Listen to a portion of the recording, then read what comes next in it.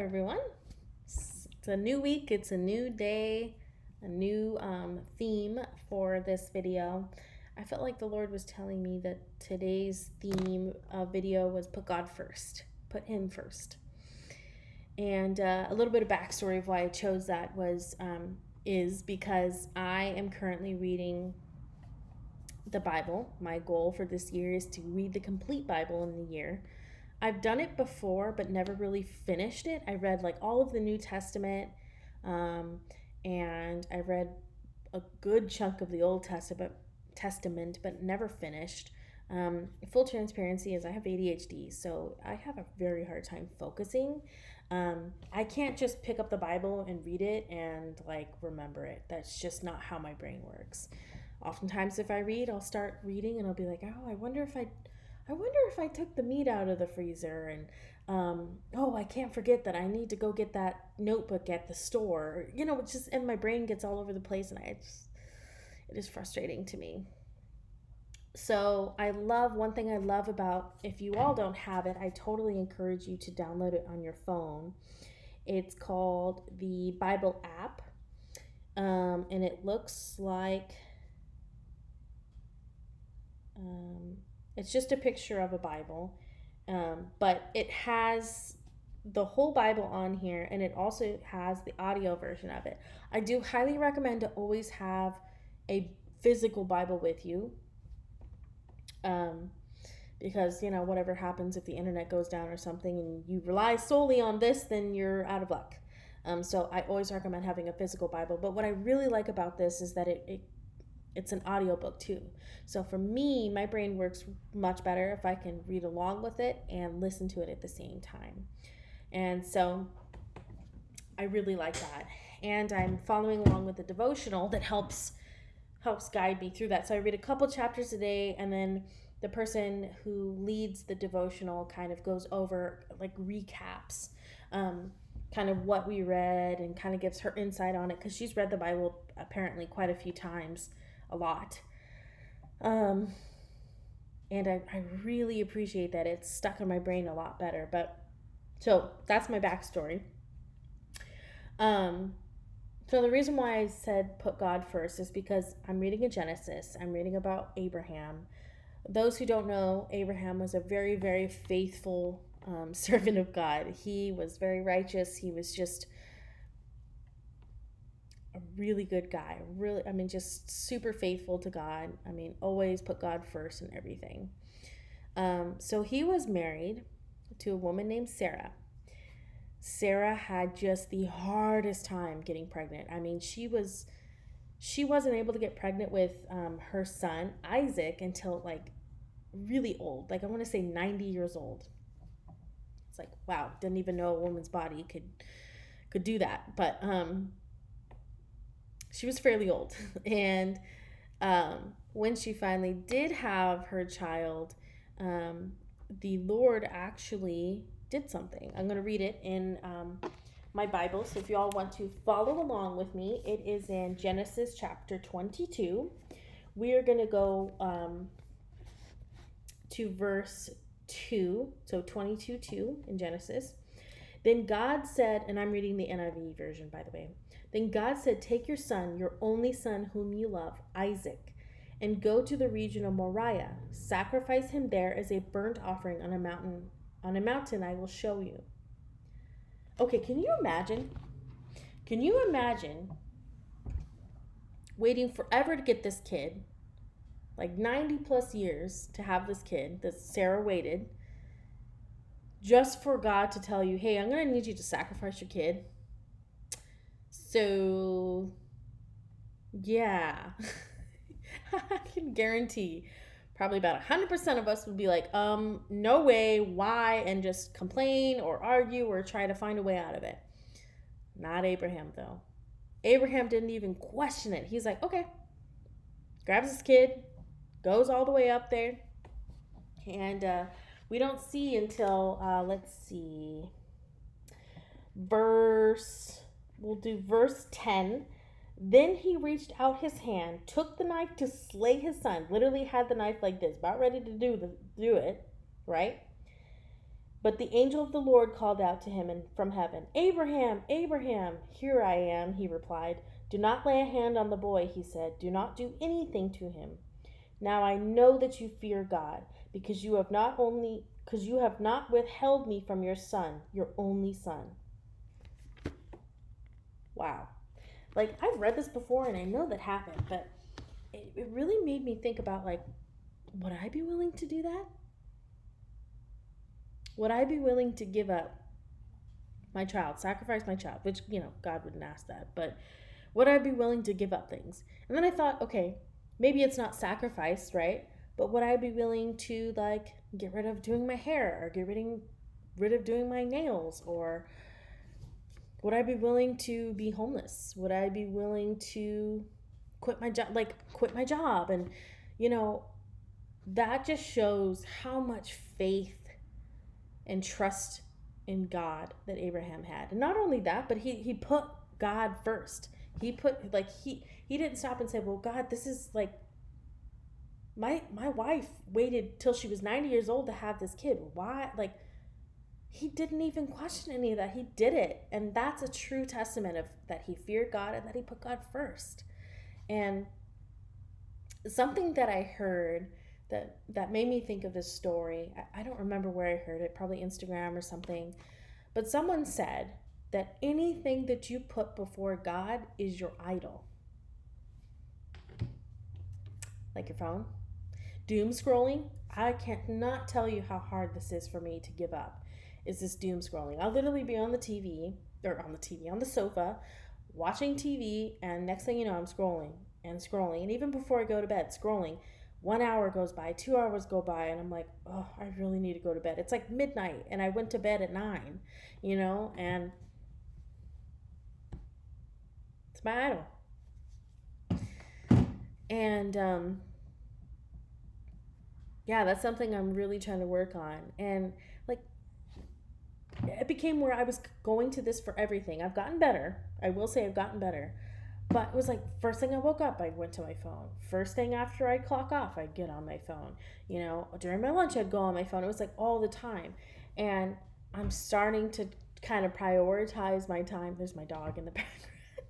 She got up on her little doggy stairs. Excuse me. Prioritizing my time with God. So, like, first thing in the morning when I get up, I got toothpaste on my shirt. I read my Bible, and I pray, and sometimes I journal. And, that time with him shows God, like, hey, I'm serious about you. Like, I want to have that time with you. And ways that you show God that you're putting him first is doing your reading, praying to him, fasting. I wrote some of these down because I want to make sure that I'm on track with my speaking. Worshiping him, going to church. I mean, I should say that going to church does not mean that you're putting him first always. And the reason why I say this, and there's no judgment, right? I'm starting to go to church myself, but we have to remember that church is not what gets us to heaven. It's Jesus that gets us to heaven. So I cannot tell you how many times growing up I've seen kids say, oh, I'm Christian, but yet go do things that weren't Christ-like. And I never understood that. And I was like, this is completely fine then. And yeah, it's not. It's not fine. God could care less if you go to church every weekend. He wants that personal relationship with you. So, yeah, taking the time out of your day to read your word. Because again, this has everything you need to know in here. This is the living word. And taking your time to talk to him and journal. I started doing this thing where, like, so I bought this, my mom got me this journal. But I'll do, like, my prayers, and I'll kind of reflect on what I was praying, or sometimes I feel like I'm talking to God and he wants me to write something. But, like, I'll write about how I'm feeling. Sometimes it's about, like, my actual life, So, but a lot of it I'm talking about God. Like, one day I woke up on the 15th of this month. I said I woke up a little early so I could spend some extra time with the Lord. Um, yeah. Um, you know, I was writing and listening because I like to listen to worship music when I'm journaling. And, I wrote, the Lord spoke to me and said, "This is why you are reading my word, to see that even prophets like Jacob made mistakes, big mistakes, and yet I still loved him and took care of him. Why wouldn't I do the same for you?" I'm a little bit further in the book, and I was reading about Jacob, and some of the stuff that he did was questionable. Not just Jacob, but like his sons too. And I guess maybe I could talk about it a little bit. So I'm terrible at remembering, so please forgive me if I'm wrong. Please correct me if I'm wrong. But Jacob and his family all went in to live in the land where the Canaanites were. And he had only one daughter, and his daughter's name, I believe, was Dinah. And there was a boy that was living in the village that just like was enamored by her, really loved her, and unfortunately raped her. And Dinah's brothers found out, and they were so angry. But apparently this guy was like, "Well, I want to marry Dinah. Like, it's, I'm serious about her. I love her. I want to marry her." Well, what they did was they said, "Hey, if you really love her and want to marry her, then you need to be circumcised." And they're all like, "Okay, sure. Well, I'll do it." And they basically said like all the men had to be circumcised. And that's a very like without going into too much detail, that's a very sensitive, like I'm sure very painful process, right? Um so as you all can imagine, they were not equipped to properly protect themselves. And so what happened was is Dinah's brothers went in and basically killed all the men in the village. And Jacob kind of just let it happen. I mean, he wasn't part of it, but his sons were. And so, anyways, I was just thinking about kind of a central theme for my life. I've been thinking in my walk with the Lord is I've been hearing a lot of lies from the enemy saying, "Felicia, you're not good enough. You make mistakes all the time. Why would God forgive you for that? Um, you're going to be punished by doing." And it was just all these lies that I felt like the enemy was telling me. And I was praying to God, and I was reading his word, and this revelation popped up, and I wrote it down because I didn't want to forget it. But yeah, he's basically saying like, "Felicia, you've been reading my books. You've been seeing some of these people and some of the shady stuff they've been doing, but yet I still took care of them. I still loved them. That doesn't mean that when somebody sins, that I'm going to walk away and not be there for them." God understands that we will make mistakes, but he wants us to just step outside of ourselves and put him first. And so, yeah. So anyways, that was just kind of a sidetrack, but these are all the ways that we connect with God, and God just loves that. God's like, "Ooh, yeah, I get to spend more time with my daughter or my son." And even just a simple, like, first thing in the morning, just say, "Oh, thank you, God, for another day of life. I thank you for breath in my lungs. I thank you for this beautiful sunny day." Even like one thing I was like really bad about for a long time was like not praying before I ate. I used to do that when I was a little girl, but then I stopped for a while, and now I'm like trying to be more intentional of like, "Hey God, thank you for this food. I'm thankful, God, that that I never have to live without worrying about where my food comes or how I'm gonna get food. I'm thankful that you've given us money to be able to make this food and resources that we can physically make the food." And all the little times that you insert God into your life, oh, he just loves it. He loves it. And he wants you to spend that time reading his word. He wants you to spend that time praying to him and talking to him. He wants you to spend that time listening to music that glorifies him and praise him. Talking to other people about God. He loves that. In fact, in his word, I don't remember where, so if anybody knows, feel free to drop that in the comments. But somewhere in his word, he mentions that if there's at least two people talking about him, he is there. He is there listening and saying, "What are y'all saying about me?" And so yeah, like I can tell you just personally from my life, like what a shift my life has seen by just putting God first. Like my anxiety has went down tremendously. I'm seriously, y'all.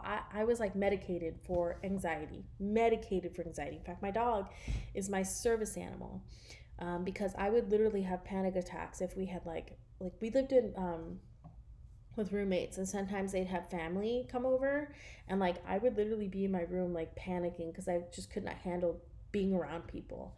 um, or like I would always be worrying about how are we going to pay this bill, or how are we going to do this, or what's our plan for our lives, and focusing on stuff that like God doesn't want us to worry about. That kind of stuff. He's like, I got you, just take one day at a time, live your life, you know, follow me and I will take care of you.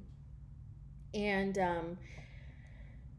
yeah, I just, once I started to shift and not only just give it to him, but just put God first in my life, that has changed me tremendously. And of course, I'm a human being, okay?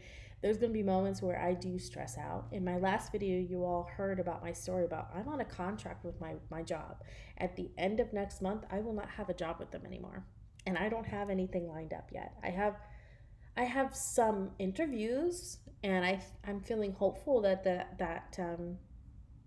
will lead to jobs, but I don't know if that will. Um, we're still waiting to sell our home in our other state, and there's a chance that we may have to like drop the price significantly to sell it, which means that we will lose money. Um, which means we may not be able to get like the house that we really want here in our new state. So many things, right? And I literally was just like, I'm tired of worrying. I'm tired of trying to take this all on, and I just gave it to God. Cuz my worrying is not going to like change anything. If anything, it makes it worse. Um because I'm spending all this time saying, oh, I don't know what I'm going to do. I don't know what I'm going to do. And something that I heard too online was that any time that you have anxiety or you lose your faith and you're depressed, all of that is fuel for the enemy. He loves to see us when we're not relying on God. He loves to see us when we're doubting God. He loves to see it when we're just down and we're not doing good. And I don't know about y'all, but I don't want to be giving him anything to smile about. I don't want to give him anything to be happy about. I want him to be angry at me because I'm doing the exact opposite of what he wants me to do. I want to make my God happy. I want to follow my God because he cares about me. He wants me to be happy. So, but yeah, it makes such a big difference when you start to do that. Trust me, there is a peace that God gives you that you just don't understand. When you're like, for me too, I'm like I spent my whole life being an anxious person, and now here I am. I'm like, I don't know what my next job is gonna be. I hope I get it, and I prayed. I do really feel like God is gonna. I believe that God's gonna find the right job for me at the right time. He has the best timing for everything, and I have faith that I know that He's gonna pull me through. And of course, it's not quite like Abraham faith, but that faith, when you give him that, he's like, ooh, girl or son, you are doing it. I love you. This is the faith that I'm talking about. So anyways, put God first, have faith that he'll take care of you, and spend time with him. I encourage you all to just pick up your word, pray to him. If you already pray to him, just add a couple extra like little prayers throughout the day for him, and just say, hey God, I'm on my lunch. I just wanted to say I thank you for this day. I'm feeling good about work today, or I'm feeling a little overwhelmed, and I just pray that you give me peace. Whatever it is, just little things here and there. He loves when you involve him in your life. And honestly, it starts to become a habit that like you can't imagine not doing it. Like, I think I've gotten to that point where I'm like, I started to feel like, ooh, like when I'm not like praying to God, like for some people, like when they don't go to the gym, that feeling of like, ooh, I need to get moving. And that's exactly how I feel when I haven't been like consistent with my reading or my praying. And I wholeheartedly believe that's the Holy Spirit saying, all right, Felicia, come on, let's get back to putting God first. So anyways, I hope you all have a blessed evening, and we will see you next week.